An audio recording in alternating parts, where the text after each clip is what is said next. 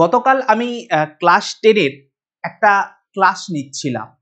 Class বলতে ওদের প্রত্যেকটা চ্যাপ্টার যখন হয়ে যায় একটা করে ডাউট ক্লিয়ারিং ক্লাস নেই, সেটা তোমরা সবাই জানো।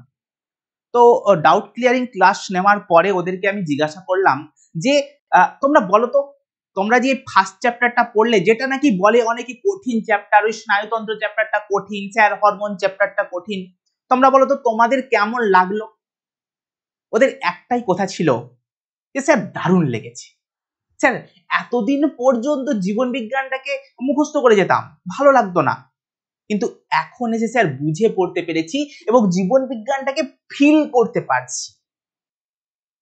যারা এবছর মাধ্যমিক দিল, অভিজ্ঞান ব্যাচের স্টুডেন্ট, প্রচুর স্টুডেন্টের সাথে আমি কথা বলেছি, প্রচুর অভিভাবকের সাথে আমি কথা বলেছি, একটাই কথা, বেশিরভাগেরই একটাই কথা, স্যার আপনার কাছে যখন পড়তাম না, যখন জীবন বিজ্ঞানটাকে 9 পর্যন্ত পড়েছি, যখন আমি টেস্ট পরীক্ষা পর্যন্ত পড়েছি, স্যার জীবন বিজ্ঞানটাকে না ঠিক ভালো লাগতো না, কেমন একটা লাগতো স্যার, মুখস্থ করতে পারতাম না স্যার, মুখস্থ হচ্ছে না। কিন্তু স্যার টেস্ট পরীক্ষার পরে আপনি যখন পড়ালেন, খুব ভালো লাগছে জীবন বিজ্ঞানটাকে, জীবন বিজ্ঞানের প্রতি একটা প্রেম সৃষ্টি হয়ে গেছে, একটা ভালোবাসা সৃষ্টি হয়ে গেছে স্যার, জীবন বিজ্ঞান সাবজেক্টের প্রতি আলাদা একটা ফিলিংস চলে আসছে। এতদিন পর্যন্ত যেটা ছিল না, এখন সেটা তৈরি হয়েছে। কিন্তু কেন? কেন এই পার্থক্যটা কেন? কারণ একটাই, এতদিন পর্যন্ত ওরা জীবন বিজ্ঞানটাকে মুখস্থ করে গেছে, শুধুমাত্র মুখস্থ করে গেছে। যেটা সবাই বলে থাকে, অনেকেই বলে থাকবে, একটা কথা শুনবে যে জীবন বিজ্ঞান কিচ্ছু বোঝার দরকার নেই, জীবন বিজ্ঞান সাবজেক্ট মানে মুখস্থ করা, বায়োলজি সাবজেক্ট মানে মুখস্থ করা, কোনো বোঝার প্রয়োজন নেই, শুধু মুখস্থ করলেই হবে। যেটা সম্পূর্ণভাবে মিথ্যা। হ্যাঁ, মুখস্থ করলে হয়তো তুমি 4টা নাম্বার পেয়ে যাবে, হয়তো কয়েকটা নাম্বার তুমি পেয়ে যাবে, যেমনটা বইয়ে পড়েছিলে। যেমন ধরো মাথার কাজ তুমি পড়ে গেছিলে, মাথার কাজ পড়ে গেছে, মানে ধরো সেরিব্রাল কর্টেক্সের কাজ পড়ে গেছে, তুমি সুন্দর লিখে আসতে পারবে। কিন্তু যখন সেই প্রশ্নটা তোমাকে ঘুরিয়ে করবে, তখন আর তুমি লিখতে পারবে না, স্যার কোথায় ছিল ওটা।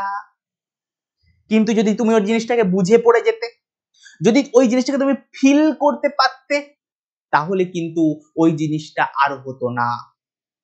তাহলে জীবন বিজ্ঞানটা কিন্তু মুখস্থ করার সাবজেক্ট নয়। দেখো, জীবন বিজ্ঞান এত সুন্দর একটা সাবজেক্ট, এত বিউটিফুল একটা সাবজেক্ট না, তুমি ভাবতে পারবে না। এই জীবন বিজ্ঞানটা শুধু তোমাকে শেখাবে না, শুধু তোমাকে পরীক্ষায় নাম্বার পাবে না, এটা তোমার শরীর সম্বন্ধে বুঝতে সাহায্য করবে। কেন, কোথায় কি হচ্ছে, আমাদের মাথায় কোথায় কি হচ্ছে, একটা ইন্টারেস্টিং সাবজেক্ট। এটা খুবই রসের একটা সাবজেক্ট, যেটাকে আমরা বলে থাকি ভাষায়, আমাদের ভাষায় বলে থাকি রসের সাবজেক্ট। এত সুন্দর একটা সাবজেক্ট, যেটাকে যদি তুমি মুখস্থ করতে যাও, তাহলে কিন্তু তুমি কিছু করতে পারবে না। যখন তুমি জীবন বিজ্ঞানটাকে মুখস্থ করতে যাবে, ওটা আরো কঠিন, আরো কঠিন, আরো কঠিন হতে যাবে। কারণ তুমি মুখস্থ করতে যাচ্ছ একটা জিনিস, যেটাকে বুঝলে হয়ে যাবে, একটু বুঝলে হয়ে যাবে, কিন্তু তোমার টিচার হয়তো তোমাকে বোঝাননি, কিংবা তুমি তোমার টিচারের কাছ থেকে বুঝতে পারোনি, তার জন্য তুমি মুখস্থ করে গেছো একটার পর একটা পেজ, একটার পর একটা খাতা, একটার পর একটা নোটস, যার জন্য তোমার সমস্যাটা হয়েছে। তোমরা এখন বলবে যে স্যার আপনিও তো ক্লাস 10 এর নোটস দিচ্ছেন। হ্যাঁ দিচ্ছি, কিন্তু তার আগে ওদেরকে কিভাবে পড়াই বলতো? আগে জিনিসটাকে বোঝাই, ওদেরকে দিয়ে লেখা করাই, তারপরে নোটসটা দেই, যাতে ওদের ওই নোটসটা তেমন ভাবে কোনো প্রয়োজনই না হয়। যদি কারো দরকার পড়ে এক আধবার দেখবে, কিন্তু ওরা নিজেরা লেখার একটা ক্ষমতা তৈরি করতে পারবে, জিনিসটা যাতে আগে বুঝতে পারে। তার জন্য জীবন বিজ্ঞানটাকে মুখস্থ নয়, বুঝতে শেখো, ফিল করতে শেখো। যখন তুমি জিনিসটাকে ফিল করতে পারবে না, তখন তোমার আর কোনো নোটসের প্রয়োজন পড়বে না, কোনো বইয়ের প্রয়োজন পড়বে না, শুধু একবার পড়বে, ব্যাস, কাজ খতম। ওকে, তাই জন্য যত তুমি মুখস্থ করতে যাবে, তত তুমি জিনিসটাকে আস্তে আস্তে কঠিন করে ফেলবে। তার জন্য আমি সবসময় বলি, জীবন বিজ্ঞান মুখস্থ করো না, জীবন বিজ্ঞানটাকে ফিল করার চেষ্টা করো। যেমন তোমাদেরকে একটা আমি উদাহরণ দেই, একটা উদাহরণ দেই, তাহলে বুঝতে পারবে যে জীবন বিজ্ঞানটা কতটা ফিল করার বিষয়, কতটা সুন্দর একটা বিষয়। ধরো মাথার কাজ, মাথার, ধরো আমি একটা ছোট্ট জিনিস বলছি, সেরিব্রাল কর্টেক্সের কাজ। সেরিব্রাল কর্টেক্স কোনটা, তা ছোট্ট ভাবে পড়াচ্ছি, একদম সুন্দরভাবে দেখো তো বুঝতে পারো কিনা। তোমরা হয়তো এতদিন অনেকেই ক্লাস 10 যারা পড়ছো তারা হয়তো মুখস্থ করে গেছো সেরিব্রাল কর্টেক্সের কাজ, হ্যাঁ চিন্তা স্মৃতি বুদ্ধি, হ্যাঁ চিন্তা স্মৃতি বুদ্ধি দর্শন শ্রবণ। দুম করে যখন জিজ্ঞাসা করলে আচ্ছা বলো তো কথা বলাটা কোন অংশের কাজ, তখন তোমার মাথা ঘুরিয়ে যাচ্ছে। দেখো তোমাকে যদি আমি বুঝিয়ে পড়াই তাহলে তুমি কিন্তু ওই জিনিসটা আর কখনো ভুলবে না, কখনো ভুলবে না। তোমরা যারা ভিডিওটা দেখছো তারা নিচে একবার কমেন্ট করে জানাবে তুমি কখনো ভুলবে কিনা সেরিব্রাল কর্টেক্সের কাজ। দেখো আমি বলবো যে আমাদের 5টা ইন্দ্রিয় চক্ষু কর্ণ নাসিকা জিহ্বা ত্বক, চক্ষু কর্ণ নাসিকা জিহ্বা ত্বক, এই চক্ষুর কাজ কি, চোখের কাজ কি, চোখের কাজ হচ্ছে দেখা। কানের কাজ কি, কানের কাজ হচ্ছে শোনা। নাকের কাজ কি, নাকের কাজ হচ্ছে ঘ্রাণ। জিভের কাজ কি, জিহ্বার কাজ কি, জিহ্বার কাজ হচ্ছে স্বাদ গ্রহণ করা। আর ত্বকের কাজ কি, ত্বকের কাজ হচ্ছে স্পর্শ উত্তেজনা এই সমস্ত গ্রহণ করা।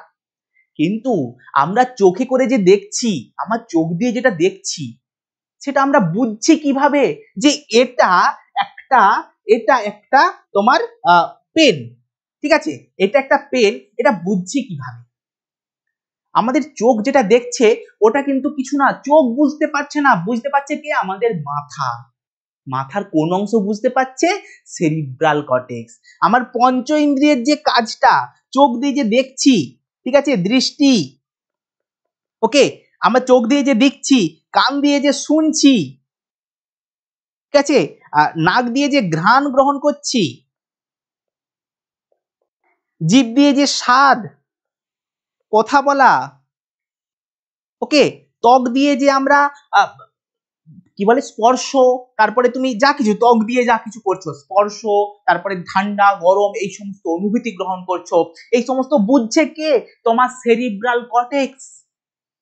এই সমস্ত তো একটা যার সংজ্ঞা হিসাবে যাচ্ছে মাথার যে এই বড় অংশটা, ওপরের অংশটা যার নাম সেরিব্রাল কর্টেক্স, সে ওটা বুঝতে পারছে যে হ্যাঁ এটা একটা পেন, এটা উমুক, এটা তুসুক। বুঝতে পারলে? তুমি বলো তো তুমি আর ভুলবে সেরিব্রাল কর্টেক্সের এই কটা কাজ যেগুলো আমি তোমাদেরকে বললাম? আরো অনেক কাজ আছে, এইভাবে যদি তুমি একটু একটু করে বোঝো তাহলে কিন্তু জিনিসটা আর কখনো ভুলবে না, একদম সুন্দর মাথার মধ্যে গেঁথে যাবে। তাই বলি জীবন বিজ্ঞানটাকে মুখস্থ নয়, বোঝার চেষ্টা করো। আর সেই টিচারের কাছেই পড়ো যিনি তোমাকে বোঝাতে পারবেন, একদম সুন্দরভাবে তোমার মাথায় ঢুকিয়ে দিতে পারবেন। বুঝতে পেরেছো? তাহলে জীবন বিজ্ঞানটাকে বোঝার চেষ্টা করো, ফিল করার চেষ্টা করো। এটা একটা ফিল করার বিষয়। জীবন বিজ্ঞান ফিল করো যে হ্যাঁ আমার চারপাশে কি ঘটছে, এটার সাথে যখন তুমি রিলেট করতে পারবে জীবন বিজ্ঞানটাকে, তাহলে আর তোমার একবারও মনে হবে না যে জীবন বিজ্ঞানটাকে মুখস্থ করি, জীবন বিজ্ঞানটা কঠিন। বুঝতে পেরেছো? তো এটা তোমাদের অনেকের মনের মধ্যে একটা ভাবনা ছিল যে জীবন বিজ্ঞানটাকে মুখস্থ করতে হয়, পারছি না। কিন্তু সেই ভাবনা থেকে দূরে আসো। সবার আগে ওই ভাবনা থেকে দূরে আসাটা বেশি ইম্পর্টেন্ট, যে হ্যাঁ আমি পারবো, আমার সে ক্ষমতা আছে, আমি বুঝতে পারি। কেন মুখস্থ করতে যাবো এত সোজা একটা জিনিস? তুমি বলো তো এই জিনিসটা আর মুখস্থ করার দরকার পড়বে? যে জিনিসটা তোমাদেরকে এক্ষুনি বোঝালাম কয়েক সেকেন্ডে, সেটা কি তোমার আর মুখস্থ করার দরকার পড়বে? সেইভাবেই জিনিসটাকে ফিল করো, তবে কিন্তু তুমি জীবন বিজ্ঞান বলো, বায়োলজি বলো, যেটাকে আমরা 11-12 গিয়ে বায়োলজি বলি, সেই জিনিসটা তোমার কাছে অনেক সোজা হয়ে যাবে। তো আজকের ক্লাস এখান পর্যন্তই। এটা তোমাদের মনে অনেক দিনেই একটা খচখচানি ছিল, অনেকের মনে এই খচখচানিটা রয়ে যায়, সেই জন্য আজকে আমি এই ভিডিওটা বানালাম। আশা করছি এরপরে তুমি জীবন বিজ্ঞানটাকে আর মুখস্থ করার চেষ্টা করবে না, বোঝার চেষ্টা করবে। আর যদি তুমি কোনো টিচারের কাছে বুঝতে না পারো, টিচারকে বলো স্যার আমি বুঝতে পারছি না, তাও যদি টিচারের কাছে না বুঝতে পারো, তাহলে টিচার চেঞ্জ করো, টিচার চেঞ্জ করার ব্যবস্থা করো। ওকে, তাহলে তোমারই ভালো। তোমার এখন মনে হচ্ছে টিচারটা চেঞ্জ করে দেবো, উনি তো স্কুলে পড়ান, উনি নাম্বার কম দেবেন। দেখো তোমার মাধ্যমিকের যে পরীক্ষার নাম্বারটা ওই টিচার দেবেন না, যিনি দেবেন তিনি অন্য কোনো টিচার, যিনি দেখবেন না, যিনি তোমাকে চেনেই না, তোমার খাতাটাকে দেখবে, তখন তোমার খাতাটা যেন সুন্দর হয়, এটুকু টার্গেট নিয়ে তুমি এগিয়ে চলো। ওকে, তো চলো আজকের ক্লাস এখান পর্যন্তই, দেখা হচ্ছে তোমাদের সাথে নেক্সট ক্লাসে। টাটা।